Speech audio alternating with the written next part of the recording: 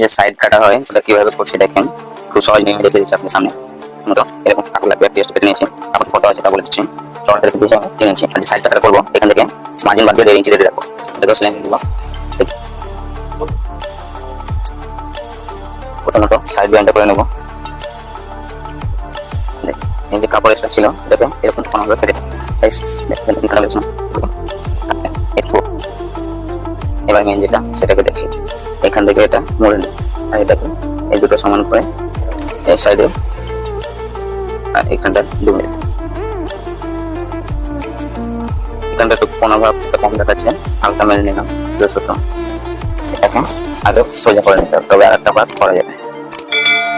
এটা হয়ে গেল একটা সাইড, পরে আর একটা সাইড এভাবে ফেলে ওই বরাবর এটাকে দুমড়ে নিতে হবে।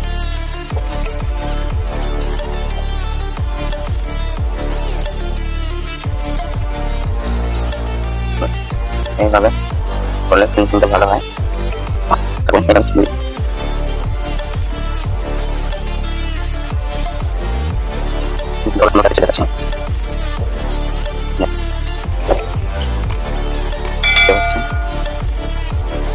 এখানে এটা কথা